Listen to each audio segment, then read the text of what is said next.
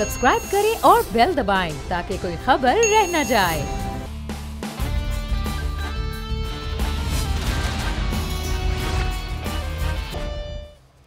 बिस्मिल्लाहिर्रहमानिर्रहीम, अस्सलाम वालेकुम। आप देख रहे हैं प्रोग्राम सलमान मिर्जा के साथ। जनाब, आज प्रैक्टिस एंड प्रोसीजर बिल की समाअत हुई।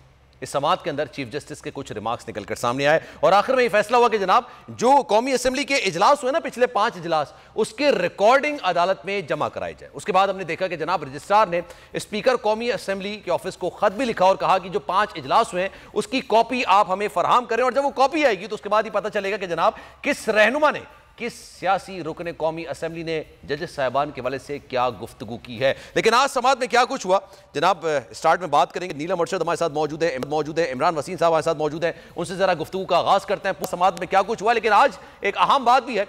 आज जनाब पाकिस्तान तहरीक इंसाफ और हुकूमत के दरमियान मुज़ाकरात का आखिरी राउंड है और उम्मीद जाहिर की जा रही है कि जनाब कोई ब्रेक थ्रू भी हो सकता है, और खदशा ये भी जाहिर किया जा रहा है कि हो सकता है मुज़ाकरात नाकामी का शिकार हो जाएं। लेकिन आज मुज़ाकरात में कोई अहम चीज निकलकर सामने आ जाएगी। गुज़िश्ता रोज पाकिस्तान तहरीक इंसाफ के चेयरमैन इमरान खान साहब ने वाज़ेह तौर पर और दो टोक अंदाज में कह दिया था कि जनाब 14 मई से पहले आप कौमी असेंबली को डिसॉल्व करें तो उसके बाद इलेक्शंस एक दिन हो सकते हैं, यानी 3 महीने बाद कोई भी डेट दे दी जाए, उस दिन पूरे मुल्क के अंदर एक इलेक्शन हो सकते हैं। लेकिन अगर यह नहीं हुआ तो 14 मई को पंजाब के इंतखाबात लाजमी होंगे। इलेक्शन कमीशन की जानिब से कह दिया गया है कि भाई हमें फंड्स प्रोवाइड कर दिए जाएं, हमें सिक्योरिटी प्रोवाइड कर दी जाए, कुछ भी दे दिया जाए, अब हम इलेक्शंस 14 मई को नहीं करा सकते हैं। सुप्रीम कोर्ट ने आज वाज़ेह अहकामात में कहा कि सुप्रीम कोर्ट के जो अहकामात हैं उस पर सुप्रीम कोर्ट को अमल दरामद कराना भी आता है। तो सूरत हाल क्या बनेगी?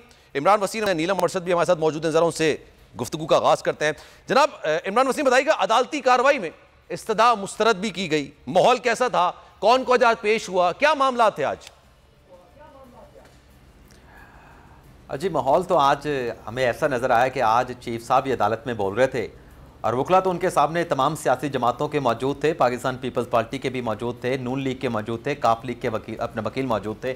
लेकिन बातें आज चीफ जस्टिस ने की कमरे अदालत में। सबसे पहले तो आज जब अदालती कार्रवाई का आगाज़ हुआ तो चीफ जस्टिस ने कुछ चीज़ें तमाम वकला के सामने रखी। जब ये बताया गया कि फारूक एच नाइक जो है वो पाकिस्तान पीपल्स पार्टी को रिप्रेजेंट कर रहे हैं और जो सलाहुद्दीन अहमद हैं वो मुस्मिक नवाज़ को रिप्रेजेंट करेंगे, और जाहिद इब्राहिम साहब भी हैं, वो भी पेश हुए थे, उनके बारे में बताया गया कि वो काफ लीग के वकील हैं। तो चीफ साहब ने कहा कि ठीक है, ये तमाम जो फरीक़ैन अदालत के सामने आए हैं, मुकदमा हमारे सामने है, आप अपना तहरीरी जवाब दाखिल करवा दें। लेकिन फिर चीफ साहब ने कुछ सवाल उठाए कि जो हमारा कॉन्स्टिट्यूशन है उसके अंदर कुछ सेलिएंट फीचर हैं, कुछ ऐसे उसके लाजमी जुज़्व हैं, कद्दोखाल हैं, कि जैसे चीफ साहब ने कहा कि इसमें पार्लिमानी निज़ाम हुकूमत के हवाले से बात की गई है, इसमें जमहूरियत की बात की गई है, इसमें अदलिया की आज़ादी की बात की गई है, इसमें फेडरलिज्म की बात की गई। तो ये ऐसे फीचर्स हैं हमारे कॉन्स्टिट्यूशन के जिसे आप जो है वो क्या अल्टर कर सकते हैं। अदालत के सामने यही सवाल है और अदालत में जो पटिशनें आई हैं उसमें ये इल्ज़ाम लगाया गया है कि मुल्क की तारीख में ये पहली मरतबा हुआ है कि आज़ाद अदलिया, जो कि मुल्क में बुनियादी हकूक़ के तहफ़्फ़ुज़ के लिए एक बेसिक फीचर है कॉन्स्टिट्यूशन का, उसको कर्टेल किया गया है। अदलिया की जो आज़ादी है उसको कम करने की कोशिश की गई है इस लेजिस्लेशन के जरिए। तो इस बात का अदालत ने जायज़ा लेना है। तो आप तमाम वकला जो अदालत के सामने हैं बड़े काबिल एहतराम हैं, आप अदालत की मामलत करें, बेहतरीन मामलत करें, और ना सिर्फ जो पाकिस्तान की जुरिस्डिक्शन है, मुख्तलिफ अदालतों के जो फैसले मौजूद हैं उन फैसलों के आप हवाले दें, बल्कि जो उससे हट के मतलब बाहर के जो अदालतों के इस तरह के फैसले, इस तरह के कानूनी मामलात के ऊपर हैं, आप उनका भी हवाला दे सकते हैं। दो बड़े अहम शख्सियात आज अदालत में पेश हुई चीफ साहब के सामने इसी केस के हवाले से। एक तो attorney general of Pakistan Mansoor Awan साहब थे, और दूसरे जो थे वो पाकिस्तान बार काउंसिल के एग्जीक्यूटिव कमेटी के जो चेयरमैन हैं हसन पाशा साहब। उन्होंने कुछ इस्तदाएं अदालत से की। एक तो उन्होंने कहा कि आप जो है वो 7 रुकनी एक बेंच बना दें जिसमें तमाम जो सीनियर मोस्ट जजेस हैं पहले 7 उनको शामिल कर लें, और साथ में एक कंडीशन लगाई गई कि इसमें जस्टिस मजाली नकवी साहब को आप शामिल ना करें क्योंकि उनके खिलाफ रेफरेंस है। तो चीफ साहब ने इसके ऊपर जो नुक्ता कहा, मुझे पता है कि आप नीलम की तरफ जाना चाह रहे हैं, तो उसमें चीफ साहब ने यह कहा कि देखें, आप अगर मज़ाहिर नकवी साहब के ऊपर एतराज़ उठा रहे हैं कि उनके खिलाफ रेफरेंस है, उन्हें बेंच में शामिल ना करें, तो फिर उससे ऊपर वाले जो जजेस हैं उनके खिलाफ भी सुप्रीम जुडिशल काउंसिल में रेफरेंस है, तो बाकी शख्सियात के खिलाफ रेफरेंस है, तो उन्हें फिर हम बेंच में कैसे शामिल करेंगे जिस कदगन की आप बात करें। और फिर चीफ साहब ने 2010 के फैसले का हवाला भी दिया सुप्रीम कोर्ट के कि अदालत उस्मा का फैसला है कि जब तक किसी जज के खिलाफ रेफरेंस डिसाइड नहीं हो जाता, आप उन्हें मुकदमात की समाअत से रोक नहीं सकते। ठीक है, अच्छा हमारे साथ मौजूद है नीलम। हम 1 बजे जब ट्रांसमिशन कर रहे थे, गुफ्तगू का सिलसिला चल रहा था, समी इब्राहिम साहब भी मौजूद थे, बॉडी लैंग्वेज पर बात हो रही थी, एग्रेशन पर बात हो रही थी, रिमार्क्स पर बात हो रही थी। आज जो समाअत हुई है, खालिसतन अगर रिमार्क्स की बात की जाए चीफ जस्टिस साहब की, तो उसमें आपको क्या लगा, क्या अंदाज गुफ्तगू लगा, क्या बातचीत लगी? क्योंकि जो कौमी असेंबली के इजलासेस चल रहे थे उसके अंदर जिस तरह की गुफ्तगू की जाने लगी थी सियासी रहनुमाओं की जानिब से और बाकायदा तौर पर हमले किए जाते थे, पंचायत कहा जाता था, तो चीफ जस्टिस साहब ने कोई रिमार्क्स दिए इस हवाले से? बिल्कुल सलमान, आज की जो समाअत थी बड़ी अहम थी, क्योंकि गुज़श्ता समाअत पर जब ये सारा मामला हुआ, पार्लियामेंट के फ्लोर पर जजेस को गालियां निकाली गई, डराया धमकाया गया, तो उसके बाद जब अगली समाअत थी तो उस रोज़ देखा गया कि चीफ जस्टिस काफ़ी मुतमईन थे, बड़ी उन्होंने अहम जो समाअत थी बड़ी हंसते मुस्कुराते हुए, अगर कुछ सख्त रिमार्क्स दिए भी तो बड़े हंसते मुस्कुराते हुए दिए।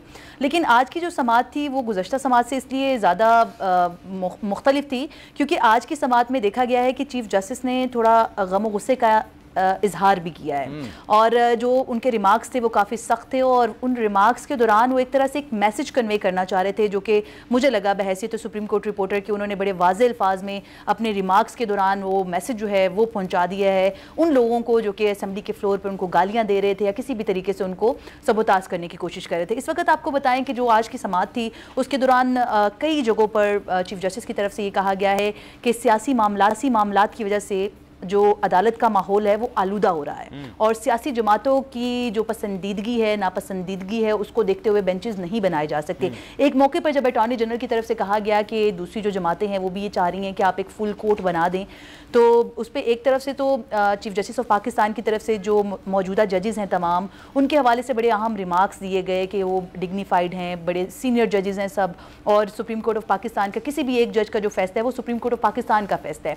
एक तो उन्होंने आज पूरे जो जुडिशरी है उसके लिए हमेशा की तरह आज भी आवाज़ बुलंद की, रिमार्क्स के दौरान एक क्लियर कट मैसेज दिया। दूसरा, जब अटॉर्नी की तरफ से एक मौके पर जब इस्तदा की गई कि आप सोचें कि अपना जो ये जज है मौजूदा 8 रुकनी, तो इस बेंच में मजीद कुछ जजेस जो हैं वो शामिल कर लें, जिस पर चीफ जस्टिस ने ये कहा कि बेंच तो यही रहेगा, हाँ ये हो सकता है कि बेंच में जो जजेस हैं उनकी तादाद बढ़ाने की बजाय कम की जा सकती है।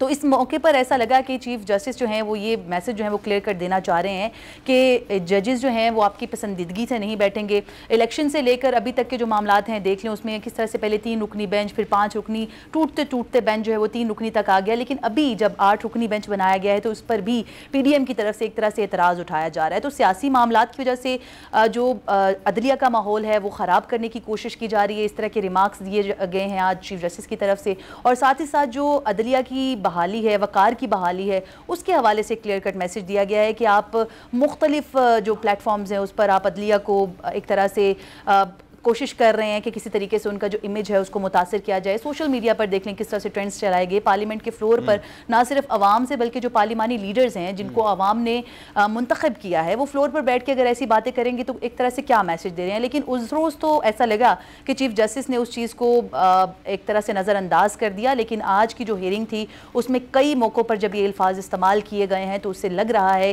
कि चीफ जस्टिस ने एक क्लियर कट मैसेज दिया है, और एक ना तो सिर्फ मैसेज दिया बल्कि जो इस्तदा की गई थी कि तमाम जो जजेस हैं, सीनियर मोस्ट जजेस हैं, उनको शामिल किया जाए तो उसको मुस्तरद किया गया। अच्छा, एक मौके पर जब नीलम मैं आपकी तरफ वापस आऊंगा, एक अगर मैं रिमार्क्स की बात करूं तो सियासी लोग इंसाफ नहीं बल्कि मनपसंद फैसले चाहते, कुछ इस तरह के भी रिमार्क्स दिए गए। इमरान वसीम साहब, ये रिमार्क्स देने की नौबत क्यों पेश आई, किस मौके पर आई, किस लिए आई, किस तरह से आई?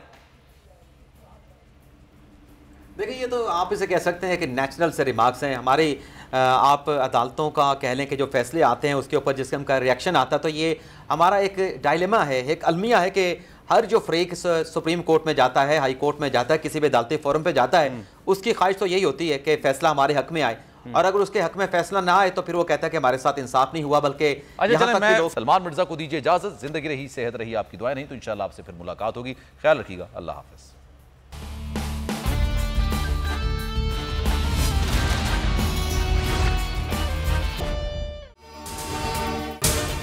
अगर आपको ये वीडियो पसंद आई है तो सब्सक्राइब कीजिए और बेल आइकॉन को प्रेस कीजिए।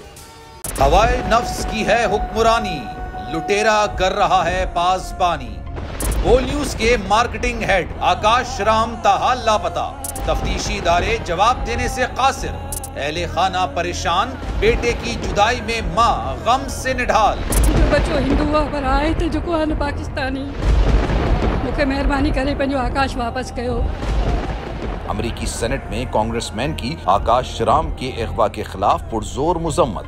And I, of course, have been concerned about some of the terrible disappearances, some of the abuses of human rights in Pakistan.